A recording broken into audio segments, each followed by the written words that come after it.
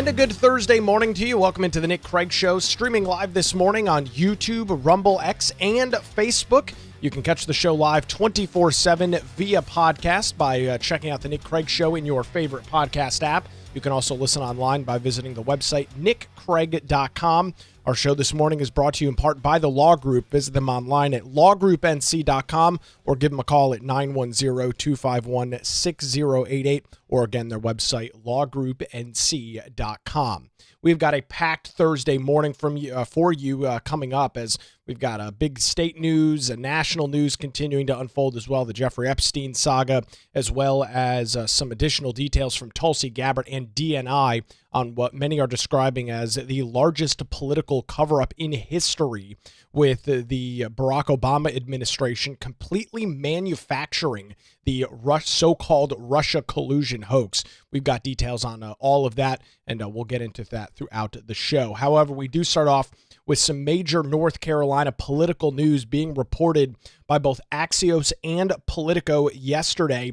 It does appear that former Democrat Governor Roy Cooper is set to enter the Senate race. Some sources say it could happen Monday, others indicating that it could happen sometime early next week, but it does appear that the two-term governor, Democrat governor here in North Carolina, is going to give up his cushy job at Harvard University and will likely decide to run for the North Carolina Senate race. Of course, that seat vacated by now current and soon-to-be former Senator Thom Tillis after he announced back last month, after sparring with President Donald Trump both publicly and privately over the One Big Beautiful Bill, that he was done and he was out. And now, while many of those on the right, many conservatives applaud Tillis getting out of the race, it is going to be very tough to beat somebody like Roy Cooper. And that's just the fact. Don't shoot the messenger. You know, regardless of what you think of Roy Cooper, and there was a great comment on our Nick Craig Show Facebook page yesterday. See if I can pull that up real quick. It was by a good friend of mine, Matt. And he wrote this comment, and it's a very accurate one. He says, unfortunately, there's a lot of Republicans that will vote for him because they believe he was a good governor. Let me be clear, I'm not one of those people. And that's a very accurate assessment. And I pulled some recent polling data. This is back from May, and the most recent Carolina Journal poll. And in these Carolina Journal polls, there's a question typically of favorability of candidates. And so the question was asked, what is your image and what's your favorability of Roy Cooper? And these numbers are incredibly high. His favorability rating, again, this is a May poll, things can change, but this gives you a pretty good cross-section of where North Carolinians stand right now. His favorability is 47.5%. compared to an unfavorability of 36.6%. That's a significant advantage for him in terms of his image. And it's why many folks have deemed and coined him, Teflon Roy. Nothing sticks to him. He does a great job, even though there's an incredible amount of controversy and a whole bunch of issues during his 8 years as governor. He has been able to manufacture this situation around him where things just don't stick. And that's the fact of the matter. Whether you think Roy Cooper was a good governor or not, I'm not of the camp that he was a good governor. He is very popular. You compare and contrast his favorability rating to that of Donald Trump's in this same poll. Trump at 45 favorable, 50 unfavorable. Roy Cooper is more than 10 points above water. And that's not a one-off thing. This is not some random flash poll that is inaccurate. If you go back and look at Roy Cooper's tenure as governor here in North Carolina, you will consistently see over and over again that his favorability is incredibly high. Even though he was embattled in controversy, even though he shut down the state of North Carolina during COVID, tried to shut down churches, was effective at shutting down private businesses, putting many of them out to never reopen again. But those controversies, regardless, Roy Cooper still has this, again, very high favorability rating as it relates to North Carolina voters. Now, I will say this, even with the COVID shutdowns, of course, NCORE, the North Carolina Office of Recovery and Resiliency, the disastrous response to Hurricanes Matthew and Florence, there's still over 1,000 people in eastern North Carolina, almost 10 years later, that are still without their homes. That is solely the responsibility and solely the fault of Democrat Governor Roy Cooper. These things will come up. Roy Cooper has been in state politics now for over 30 years, since the 90s. And with that, he has obviously been successful in winning. He was the attorney general for 12 years or something like that. It was a long time. He was the AG, then served his 2 terms as governor. This Senate race is going to be something like he's never seen before, right? When you're running for governor, you're running for attorney general, it's a different animal. This North Carolina Senate race that is presumably going to kick off as early as next week with Roy Cooper making his announcement is going to be something like Roy Cooper has never seen. The criticism, the attacks, the nastiness that politics are. Again, you can say, oh, I wish politics weren't so nasty. That's fine. I mean, I wish I had $1 gazillion, but that doesn't, neither of those two things are going to happen. So it's irrelevant whether you think it should or shouldn't be. That's the reality of the political system right now. And Roy Cooper is going to deal with having to face these controversies head on. He's going to have to face the controversies of telling folks to stay in their house with a mask, yet going out on the streets and marching with Black Lives Matter in 2020. That's a real thing that happened. There are real images of Roy Cooper going out and marching with BLM during the COVID lockdowns when you were told to stay inside your house. I mean, this image right here, this is a low resolution version of it, but this image is going to come back and likely bite Roy Cooper straight in the ass, because this is a damning picture. This is May or June of 2020 when he told people to stay in their homes, when he instructed law enforcement to essentially arrest people if they were leaving their homes, yet he's out in the streets marching with a bunch of Black Lives Matter activists. Those things are going to come back and bite him. Attempting to shut down churches to then be slapped down by the courts, that's going to come back and bite him. Having the disastrous response to Hurricanes Matthew and Florence, those are going to be major issues in this campaign that he is going to have to deal with. Roy Cooper's been very fortunate. The media in North Carolina, of course, almost exclusively owned and operated by those ideologically on the left. So they've always been very friendly to Roy. Everything that he does is perfect. There's never any controversy going on with him. It's because media in North Carolina is largely run by the left. But when you take this race, which will be the most expensive and arguably the most prominent Senate race in the United States next year, that is going to bring in an incredible amount of outside conversation. You are going to have Fox News and CNN and MSNBC and these major networks talking about this Senate race. That doesn't really happen with the gubernatorial race. Yes, it's talked about. Yes, it's mentioned, but it doesn't have broad national appeal. So the major cable news networks, they mention it here and there. They'll talk about it in a string of topics, but it's not a main discussion point. It's not a consistent conversation. That will be the case with this Senate race. This will be a top story as we get closer to the primary and as we go through the spring and summer months of next year in 2026, when this race you'll have your Republican and your Democrat candidate, teeing off and battling off against each other. It's going to be a national discussion and a national conversation multiple times a week. And I'm not sure Roy Cooper's ever dealt with that. And so it's going to be interesting to see, even though his favorability is very high right now, once the media, once activist groups and super PACs and other groups get into this and start reminding individuals what happened during COVID, what happened with the response to Hurricane Helene, what happened with the Duke Slush Fund. I mean, there are a lot of Duke Energy Slush Fund. There are a lot of controversies that Roy Cooper has. He's been able to deflect a lot of them, in large part due to the dishonest media here in North Carolina that refused throughout his gubernatorialship to ever comment on these issues, refused to ever hold him accountable and hold his feet to the fire. So the vast majority of people are of the mindset that Roy Cooper was a phenomenal governor.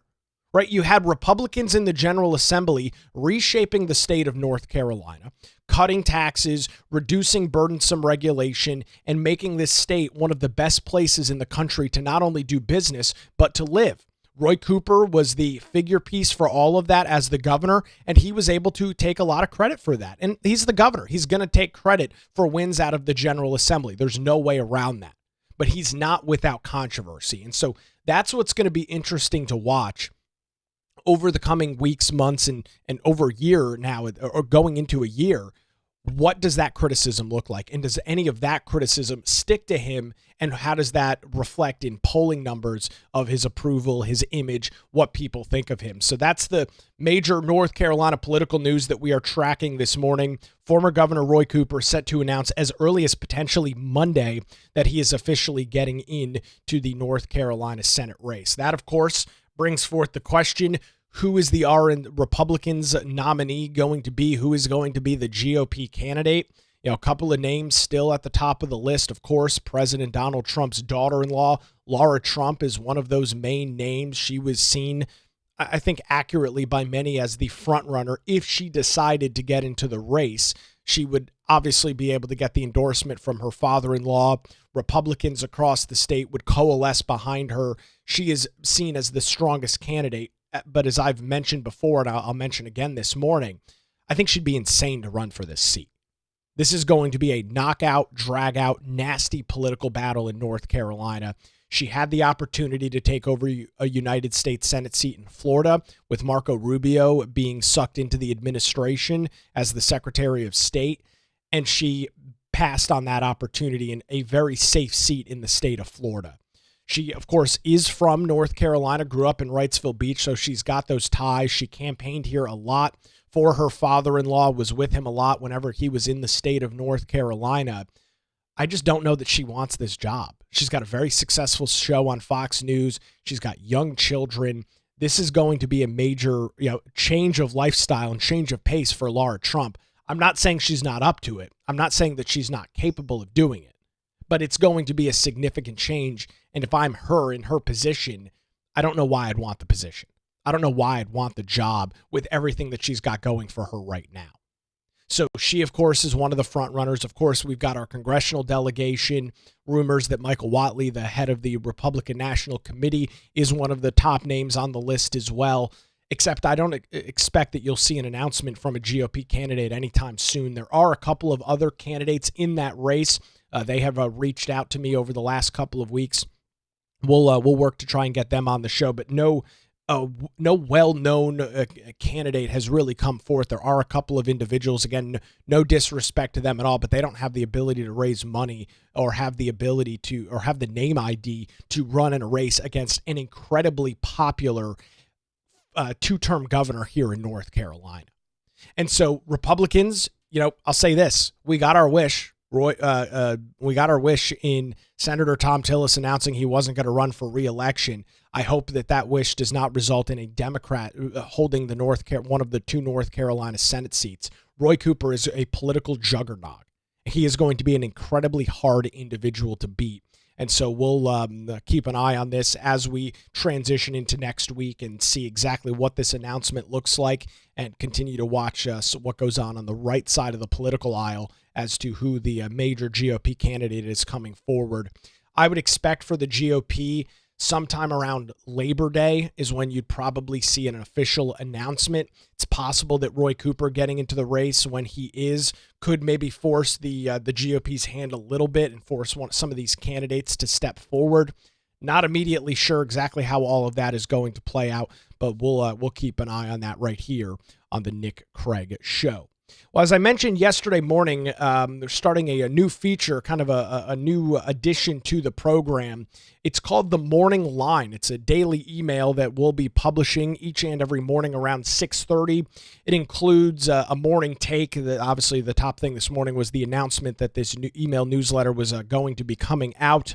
Includes your latest weather for southeastern North Carolina, either a local, state, and national story, and then the link to yesterday's podcast. I encourage folks to go and subscribe to that. You can head on over to the website, which is nickcraig.com. You'll see a button here on the bottom left. Get the daily North Carolina headlines and podcast episodes. You can throw your email address in there and get the what we're calling the morning line each and every weekday morning. That's going to come out around 6:30. And you can subscribe to that, forward it to your friends, share it around as we continue to grow the base, grow the audience here on the Nick Craig Show. All right, on to some national news this morning. A major step forward and many more details coming to light in yesterday's White House press briefing. Press Secretary Caroline Leavitt was joined by DNI's Tulsi Gabbard, who has, of course, made a lot of news over the last week for her declassification of over 100 documents as it related to the so-called 2016 Trump-Russia collusion scandal hoax, whatever you want to call it, as many of us have known for years now. Completely manufactured, not based in any sort of actual evidence or reality, but it was a major political story. It was something that controlled a lot of the narrative in the first Trump administration. And what many of these documents show from Tulsi Gabbard, the ones that she declassified, is that the intelligence communities at the direction of Barack Obama manufactured information, manufactured intelligence to paint this picture, to draw this narrative that in fact Donald Trump was somehow colluding with a foreign entity known as Russia. This is a very long press briefing, but I think it's important to listen to. So we're going to jump in and out of this. This is Caroline Leavitt yesterday in the press briefing room describing this. They've got a couple of graphics, and then Tulsi Gabbard comes up, goes through it, and then answers some questions. A very, very important White House press briefing yesterday afternoon, I should say. On another matter, over the past few days, Director of National Intelligence Tulsi Gabbard has unveiled shocking new evidence that former President Barack Obama and top aides in the Obama administration conspired to subvert President Trump's 2016 election victory and undermine the democratic will of the American people. While publicly pretending to engage in a peaceful transfer of power, in private, former President Obama went to great and nefarious lengths to try to sow discord among the public and sabotage his successor, President Trump. The new evidence released by the Director of National Intelligence, who is here with me today, confirms that the Obama administration manufactured politicized intelligence, which was later used as the justification for baseless smears against President Trump in an effort to try to delegitimize his victory before he even took the oath of office.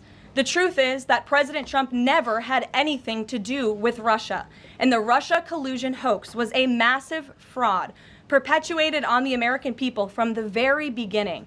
And the worst part of this is Obama knew that truth, and so did all of the other corrupt officials involved in this scam, including former CIA Director John Brennan, former Director of National Intelligence James Clapper, former FBI Director James Comey, former Deputy Director Andrew McCabe, and many others.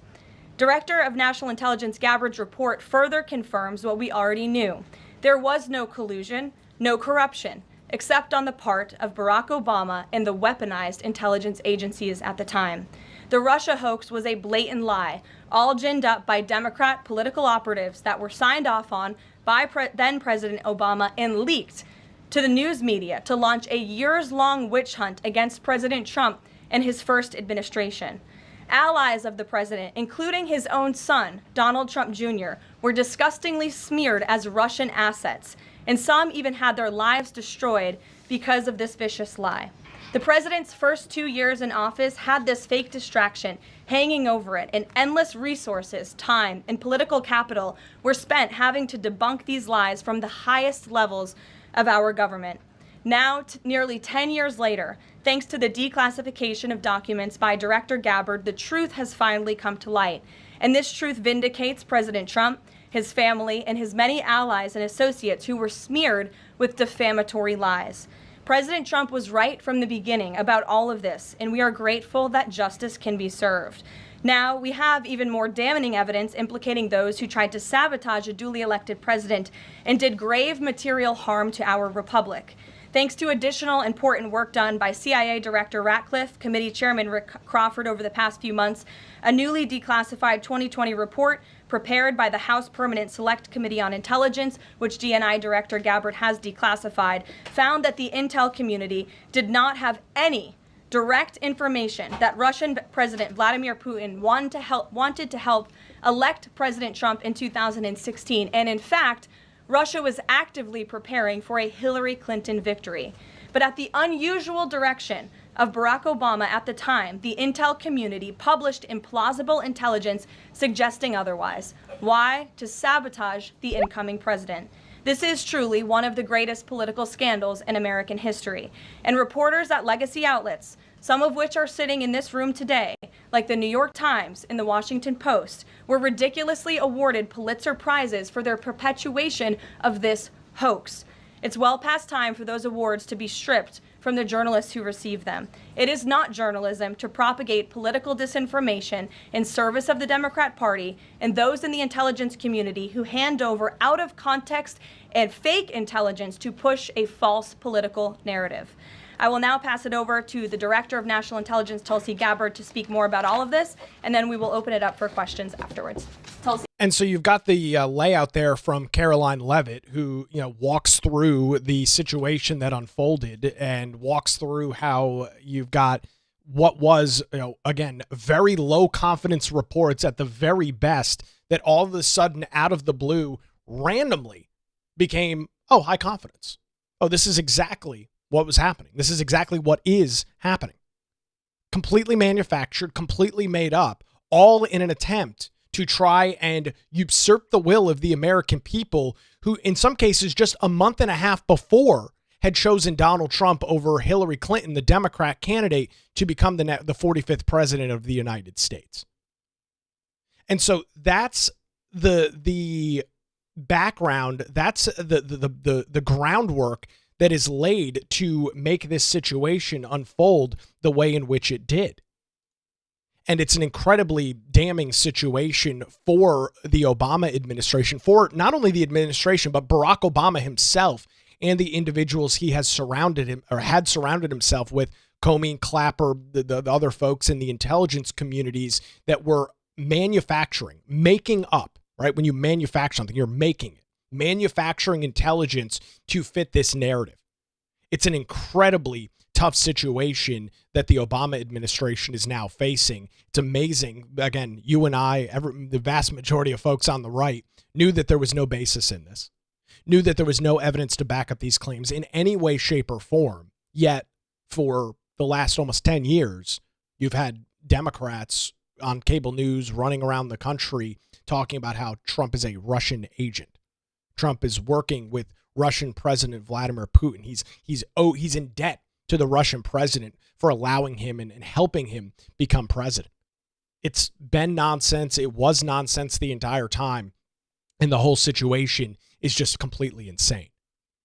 Some commentary coming in on our Rumble live chat this morning. Fake news watchers have always believed the Russia collusion, Putin puppet, and propaganda.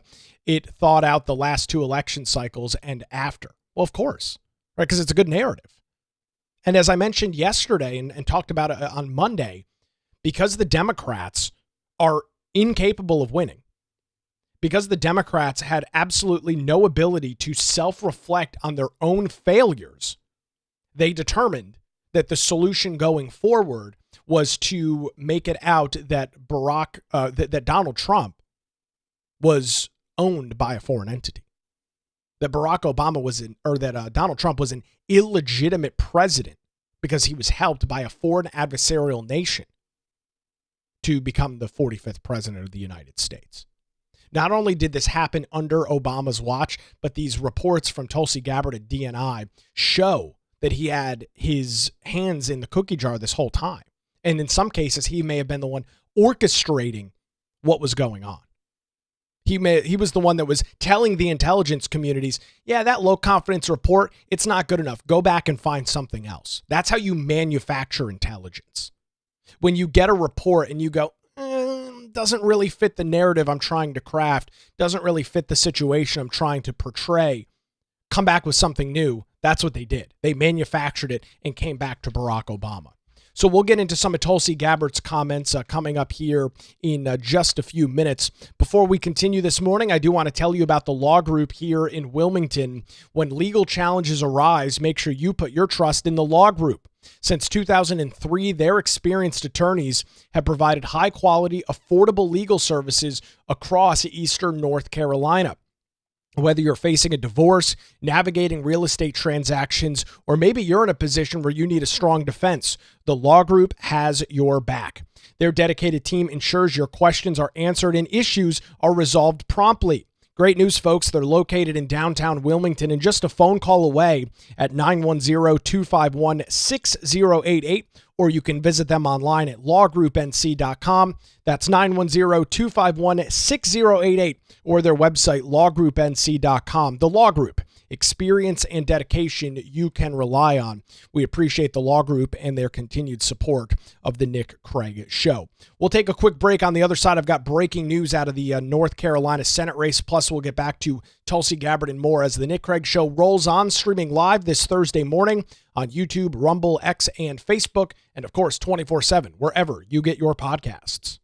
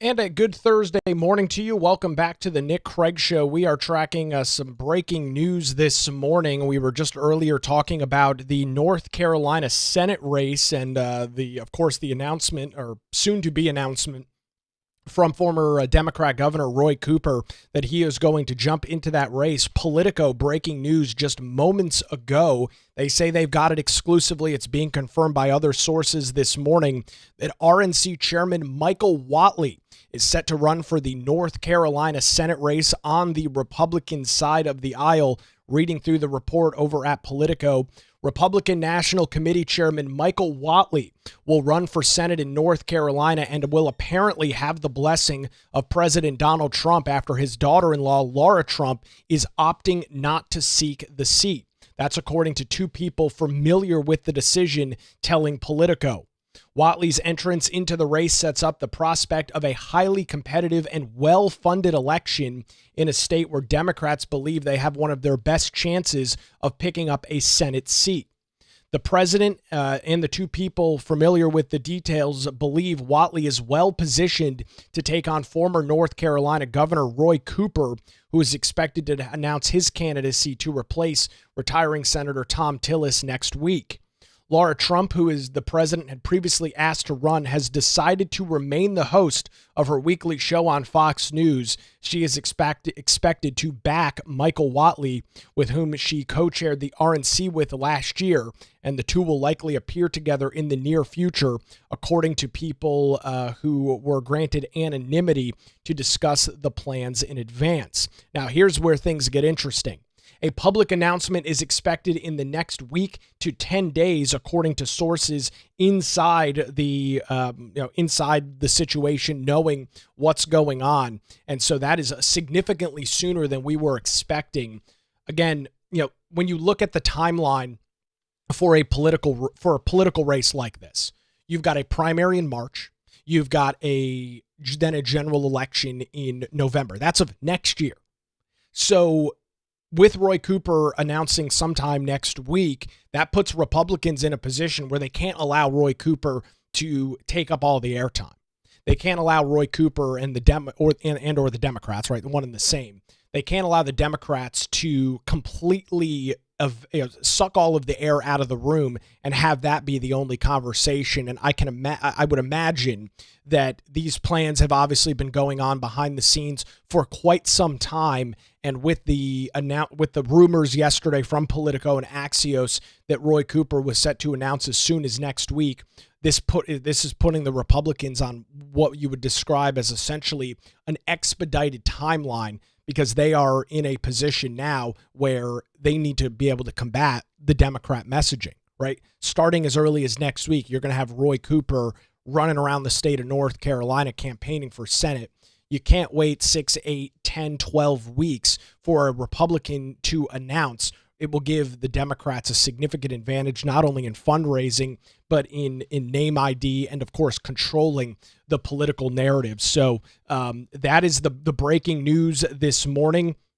Michael Whatley, the former head of the North Carolina Republican Party, now the head of the Republican National Committee, has the blessing of President Donald Trump. Laura Trump is out, and he is apparently going to step in to this position and will announce his candidacy sometime in the next 10 days. Of course, with that announcement, I am very fortunate to have a great relationship with Michael Whatley, and as soon as that announcement comes out, hopefully we can get him on the show and talk about why he's deciding to run against, again, a political juggernaut in Roy Cooper.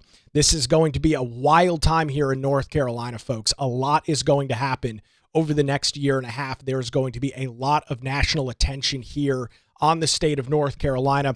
We'll keep you up to date with all of the breaking details, all of the analysis, and all of the sides of the story right here on the Nick Craig Show. Again, that breaking news: RNC Chairman Michael Whatley set to run for the now what will soon be vacant North Carolina Senate seat, as Senator Thom Tillis has bowed out. He's not running for re-election, and the report is that Roy Cooper is set to run as the Democrat. Michael Whatley will be the Republican. Those two candidates will clear the field. I'll say that before we move on. Roy Cooper will clear the Democrat primary. Michael Whatley, getting the blessing of not only Laura Trump, but President Donald Trump, should clear the Republican primary. And so from, sometime in the next 2 weeks until November of next year, that is going to be the race. Whatley v. Cooper. It is going to be a fascinating one to watch. We'll, again, be on the front lines of it, keeping you up to date right here on the Nick Craig Show. All right, back to yesterday's White House press briefing, a very interesting press briefing yesterday. A lot of news over the last couple of days as Tulsi Gabbard, the head of DNI, released and declassified about 100 documents indicating that the Obama administration and the intelligence community surrounding Barack Obama manufactured a plethora of information to try and craft the Russia build this Russia collusion narrative hoax situation that we saw promulgated throughout President Trump's first administration. So Tulsi Gabbard at the White House press briefing yesterday got up. It was introduced by Caroline Leavitt, and this is what she had to say. Thank you very much. Good afternoon. At President Trump's direction and with the support and coordination with the House Intelligence Committee Chairman Rick Crawford, today we've released a declassified oversight majority staff report that was produced in September of 2020. The stunning revelations that we are releasing today should be of concern to every American. This is not about Democrats or Republicans. This has to do with the integrity of our democratic republic and American voters having faith that the votes cast will count. There is irrefutable evidence that detail how President Obama and his national security team directed the creation of an intelligence community assessment that they knew was false. They knew it would promote this contrived narrative that Russia interfered in the 2016 election to help President Trump win, selling it to the American people as though it were true. It wasn't. The report that we released today shows in great detail how they carried this out. They manufactured findings from shoddy sources. They suppressed evidence and credible intelligence that disproved their false claims. They disobeyed traditional tradecraft intelligence community standards and withheld the truth from the American people. In doing so, they conspired to subvert the will of the American people who elected Donald Trump in that election in November of 2016. They worked with their partners in the media to promote this lie, ultimately to undermine the legitimacy of President Trump and launching what would be a years-long coup against him and his administration. We're here today because the American people deserve the truth, they deserve accountability, and they deserve justice. The records that we released on Friday that were ODNI records, Senator Chuck Grassley's release on Monday of what is known as the Clinton Annex, which was an appendix to the Department of Justice Office of Inspector General's 2018 report, as well as the House Intelligence Committee's majority oversight report that we're releasing today, all come back to and confirm the same report.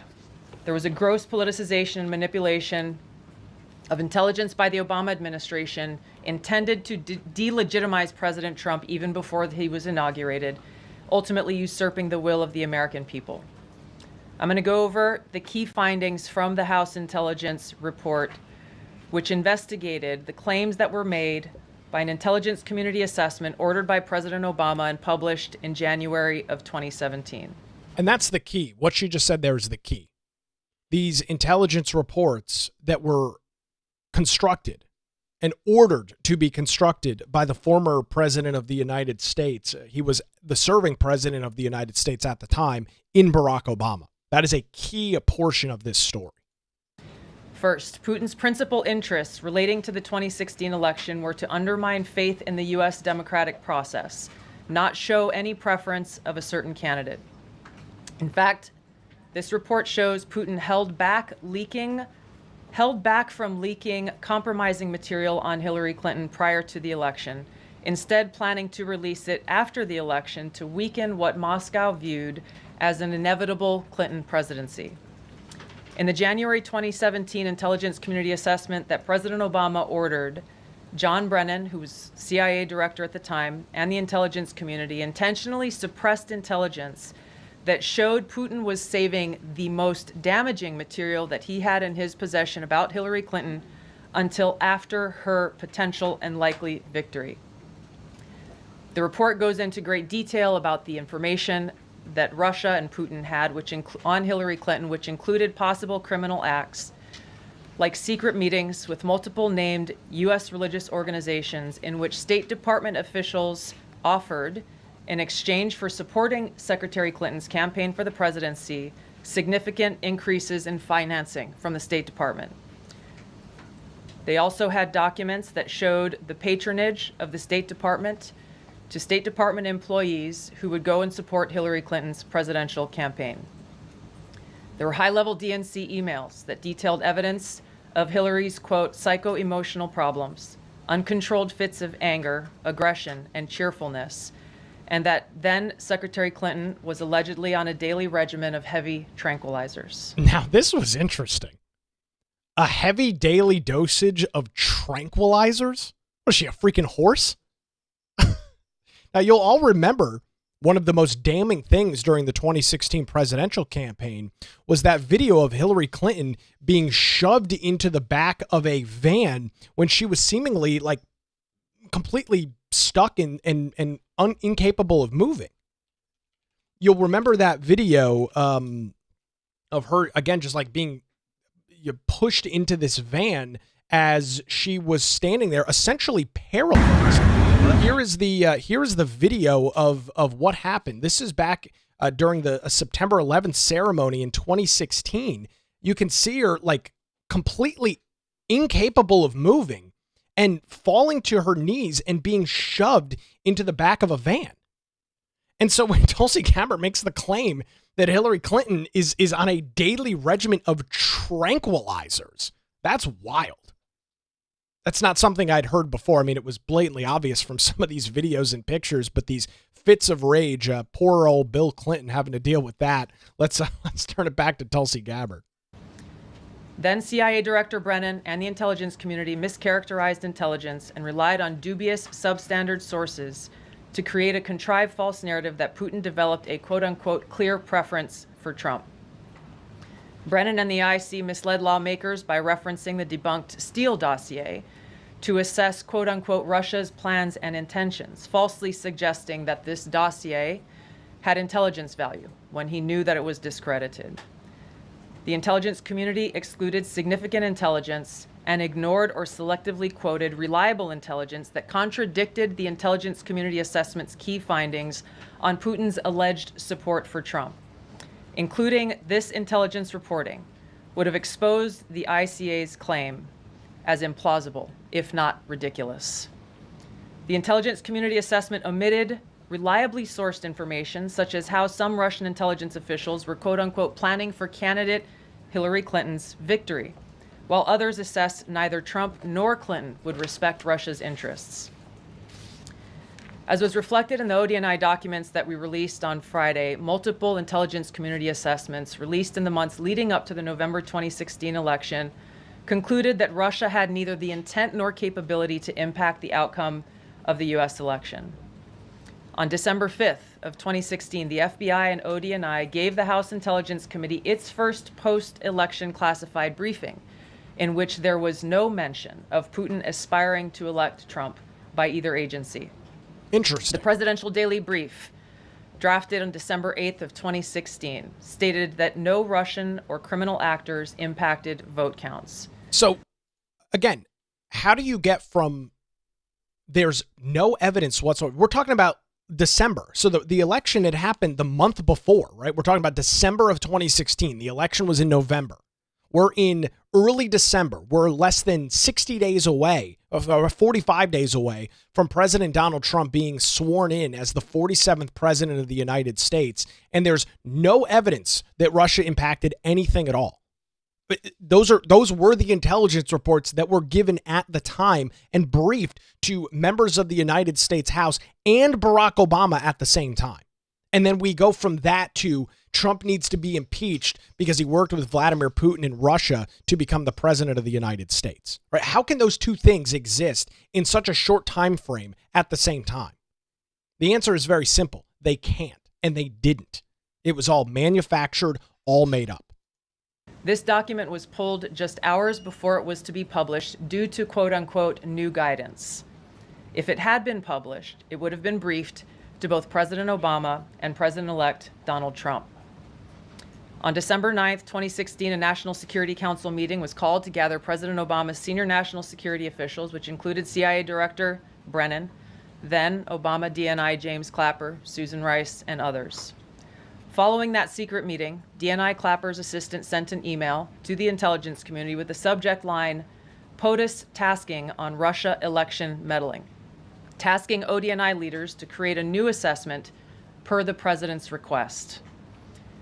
The House Intelligence Committee Oversight Report that we released today reveals that, quote, unlike routine intelligence community analysis, the intelligence community assessment was a high-profile product ordered by the president, President Obama. Ordered by the president. Ordered by the president. That's the smoking gun in all of it. Ordered by President Obama at the time. That's the damning part in this. It directed senior intelligence community agency heads and created an intelligence community assessment limited to just 5 analysts using one principal drafter. This is not something that occurs in the normal path of producing an intelligence community assessment that reflects the views across the intelligence community. Well, of course not. I mean, let's just think about that. Of course not. You don't have the president of the United States saying, hey, I don't like what you guys have assessed, that there's little to no or zero confidence that Russia influenced the 2016 election. Go back and find something else. Of course, that's not how intelligence is constructed. That's how intelligence is manufactured. Production of this intelligence community assessment was subject to unusual directives directly from the president and senior political appointees, especially the former director of the CIA, John Brennan. The House Intelligence Committee Oversight Report also shows how later that same day, on December 9th, Brennan ordered the publication of quote-unquote substandard reporting on Russian activities, which had previously been withheld from publication of prior assessments because the information was judged, quote, to have not met long-standing publication standards. Some of the information later used in the Obama-ordered assessment over the objections of veteran CIA officers was, quote-unquote, unclear or from unknown sources. The Intelligence Committee's oversight report reveals that CIA Director Brennan overruled senior CIA officers who challenged the Obama-ordered intelligence assessment, stating, quote, we don't have direct information that Putin wanted to get Trump elected. Yet, the Obama-directed assessment was published on January 6, 2017, which explicitly stated, quote, we assess Putin and the Russian government aspired to help President-elect Trump's election chances when possible by discrediting Secretary Clinton and publicly contrasting her unfavorably to him, end of quote. The CIA and FBI, then led by John Brennan and James Comey, expressed high confidence in this judgment, while the NSA expressed moderate confidence. Yet, as the report we released today shows, the ICA, the Intelligence Community Assessment, did not cite any report where Putin indicated helping Trump win was an objective. The opposite is true. With regards to the Steele dossier, we now know that one of the source documents that the Obama administration used in the creation of this intelligence assessment in January of 2017 was none other than the discredited, unverified Steele dossier. The House Intel report states, quote, by the way, the Steele dossier that, as Tulsi Gabbard is laying out, was the crux of this entire thing, was paid for by the DNC in the Hillary Clinton campaign. They went out and hired Christopher Steele, a discredited foreign agent over in Great Britain or somewhere over in Europe, to construct the Steele dossier, which was, again, paid for by the Democrats, right? That needs to be stated. The report paid for by the Democrats to find what the Democrats wanted was used as the bedrock foundation for the CIA and the FBI to give advice to Barack Obama, who, by the way, instructed it to be created, that Donald Trump had worked with Vladimir Putin to get elected in 2016. How is this not the biggest political story in modern American history? You've got a former president of the United States using Democrat paid for dossiers as a justification for speaking publicly as the president of the United States to the American people, claiming that the president was illegitimately elected by Russia. I mean, it's just an insane story. We all knew this is what went on. Conservatives and Republicans that supported President Donald Trump, that followed the news at the time, knew the Steele dossier was nonsense, knew that John Brennan and James Clapper were completely full of it in the FBI and the CIA, yet this is the narrative. This is what the media ran with. This is what Democrats on Capitol Hill went on cable news every night. Oh, Donald Trump's a Russian agent. Donald Trump's a puppet of Vladimir Putin. Every freaking night for years. This went on until 2019.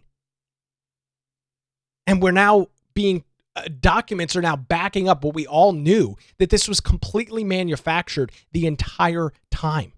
Contradicting public claims by then CIA Director Brennan that the dossier was not in any way incorporated into this intelligence assessment. The dossier was referenced in the intelligence assessment's main body text and further detailed in a 2-page assessment annex. John Brennan lied, and he denied using this dossier in this intelligence assessment that President Obama ordered because he knew it was discredited. It was a politically motivated, manufactured document. He directed senior CIA officials to use it anyway. CIA officer told the House Intelligence Committee staff as they investigated this, quote, "The director of the CIA, John Brennan, refused to remove it, and when confronted with the dossier's many flaws, responded, quote, 'Yes, but doesn't it ring true?'" Even the bipartisan Senate Select Committee on Intelligence report published in 2020 criticized the FBI's handling of the Steele dossier, noting its completely unverified nature and purposeful sidestepping of intelligence community procedures in its use. Now, President Obama, Hillary Clinton, John Brennan, James Clapper, James Comey, and others, including their mouthpieces in the media, knowingly lied as they repeated the contrived narrative that was created in this January 2017 intelligence community assessment with high confidence as though it were fact. John Brennan, as CIA director, stated in a memo to his agency staff in December of 2016, saying, quote, "There is strong consensus among us on the scope, nature, and intent of Russian interference in our presidential election." This was reported by NBC News, confirming that Brennan, along with James Clapper and James Comey, agreed with the CIA's assessment that Russia intervened to help Trump win the presidency. As Obama's Director of National Intelligence, James Clapper was tasked with overseeing the creation of this assessment in January of 2017 by President Obama, and he expressed confidence in its findings.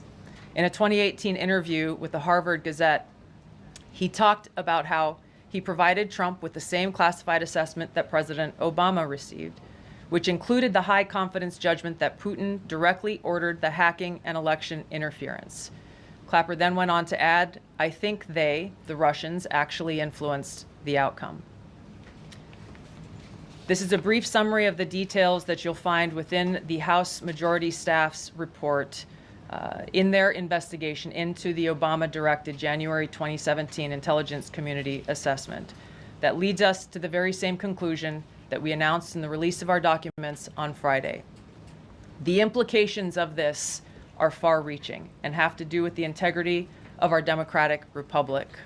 It has to do with an outgoing president taking action to manufacture intelligence, to undermine and usurp the will of the American people in that election, and launch what would be a years-long coup against the incoming President of the United States, Donald Trump.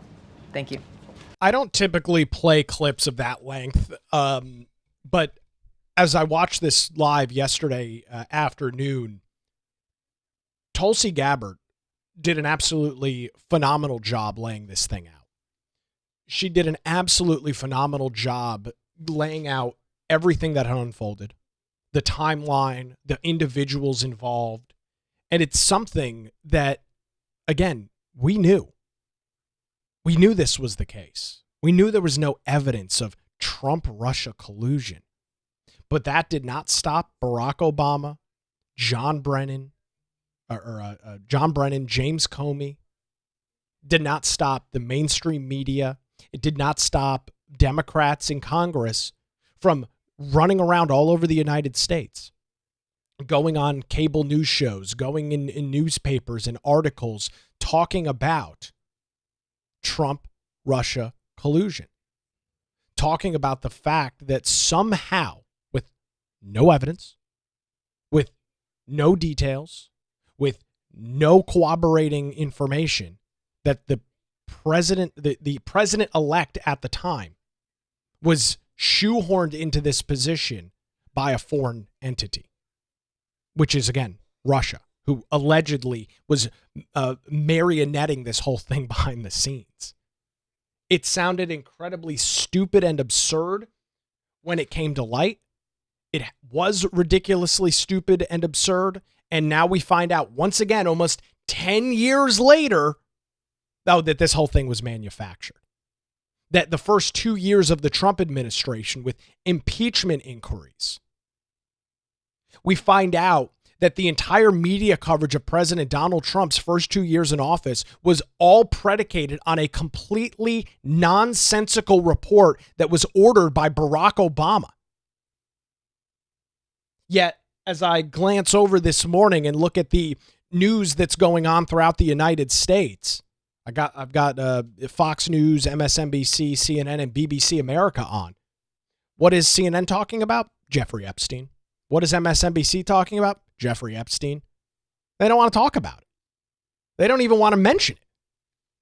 They don't want to talk about it at all because it points and paints the picture of one of the most large-scale political cover-up stories in modern American history. And I found this phenomenal clip on social media last night.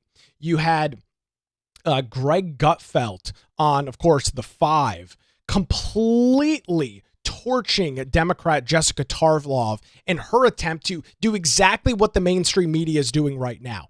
They want to ignore this story. We're not talking about Hillary Clinton's emails again, are we? Let's talk about Jeffrey Epstein.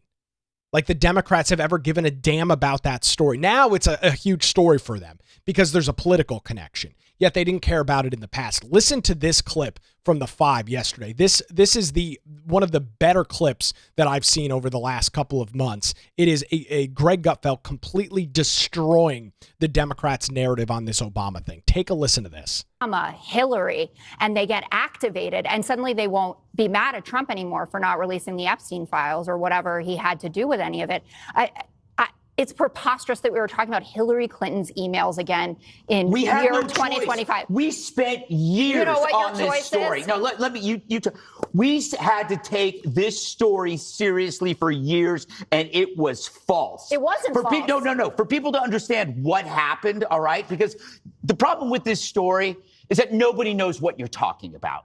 When Trump won in 2016, the intel community concluded that Russia didn't have a hand in his victory. Instead of accepting the inclusion, Obama determined and wanted a new conclusion. So he sent Brennan running to come up with a new collusion, that there was some kind of trivial involvement that then they could feed out to the media. And coincidentally, dozens of news organizations said that Trump was in bed with Putin and that somehow Brennan knew. Brennan knew. How did he know? There was no proof. There was no proof. There was no proof. Why did Durham do nothing then? But no, let me finish. They amplified a false conclusion that Trump colluded with Russia in 2016. We had to spend years dealing with that. And now we're actually getting investigation, and you're saying, no, you know what? You guys should just move on. You guys should just move. You say the same effing thing about Biden's brain. You guys spent 4 years telling us that Joe Biden was fine. You covered up for an invalid. And then when we get the truth, it's like, oh, you know what? It's time. We got to look forward. We got to start talking about what's there. And you can bring up Epstein all you want. We, unlike Democrats, we can handle 2 things, 3 things, 4 things at once. Doesn't seem like it. Yeah, no. Have you been listening to the right lately? The right is more on top of Epstein than the Democrats are. The Democrats never cared about Epstein until they saw a political motivation. The right was into the Epstein story because women were being sex trafficked. We actually cared. But now you're like, ooh, Epstein, a political angle. Ooh, this is fantastic. Save me your selective outrage. Phenomenal from Greg Gutfeld. Absolutely everything that needs to be said. Democrats concocted this narrative, ran with it for years. It completely tarnished the first half of the Trump administration. It was the main story on every single freaking cable news network show for 2 years straight. Trump-Russia collusion. And then Katie Tarkov, or whatever the hell her name is on Fox News, has the audacity to claim, well, why are we talking about this? And Greg Gutfeld completely nukes her. You made us talk about this. You guys made this narrative, completely manufactured it out of thin air, and it was the main topic of conversation for years. But now that Barack Obama is implicated as the puppet master behind all of this, now Democrats want to say, why are you talking about Hillary Clinton's emails? And I love what Greg Gutfeld said at the end. Let me see if I can pull this part back up where he goes, you guys made us effing talk about this. It's exactly the case. Democrats concocted this, started it, and now because it shows that their guy did something wrong, now they don't want to talk about it. One more time from Greg Gutfeld. And then when we get the truth, it's like, oh, you know what? It's time. We got to look forward. We got to start talking about what's there. And you can bring up Epstein all you want. We, unlike Democrats, we can handle 2 things, 3 things, 4 things at once. Doesn't seem like it. Yeah, no. Have you been listening to the right lately? The right is more on top of Epstein than the Democrats are. The Democrats never cared about Epstein until they saw a political motivation. The right was into the Epstein story because women were being sex trafficked. We actually cared. But now you're like, ooh, Epstein, a political angle. Ooh, this is fantastic. Save me your selective outrage. He's 100% right. There's no better way to summarize it. I'm not even going to attempt to. That is exactly the summary that needs to be said and needs to be expressed. The right has been talking about Epstein. Trump is getting an incredible amount of pressure over it, as he should be. And now this idea is, oh, well, Republicans are deflecting from Epstein with this. And I think Greg Gutfeld says it very accurately. Why we can't discuss 2 different things at the same time. We know the Democrats can. But their only ability is to hone in on one issue. As I glance over this morning, CNN, sources, Trump's name in the Epstein files, MSNBC, Trump implicated in the Epstein files. That's all they're talking about. That's all that they're interested in talking about. The right has been talking about the Epstein thing and this other story for, in the case of the Trump-Russia collusion hoax, for literally a decade. We have been talking about it. And now morons like this idiot on Fox News want to claim, well, we can't talk about the Hillary Clinton emails again. Really? These people are such scumbags. It's insane the way that they will twist themselves into a pretzel to justify anything and everything that they need. That they will ignore major political stories for years. And as he notes, look at the Biden situation. You know, you want to talk about more recent history? Let's talk about Joe Biden being nothing more than a freaking vegetable sitting in the Oval Office. Democrats ignored it, claimed it was a right-wing conspiracy theory. Then he drops out of the race after having a disastrous debate performance almost 1 year ago, and now Democrats, including, the illustrious Jake Tapper on CNN, want to lecture about, we knew that this was happening at the time, but, we didn't really have any evidence to back it up. But I mean, seriously, save me the outrage. You guys have absolutely no morals and no standards. So yes, the right can talk about 2 issues at the same time. The Jeffrey Epstein story is a major political story and one that folks on the right have been yelling and screaming about for years. And why? Because Barack Obama was the puppet master behind a fake intelligence report? We're not allowed to discuss that? To hell with you. It's insane.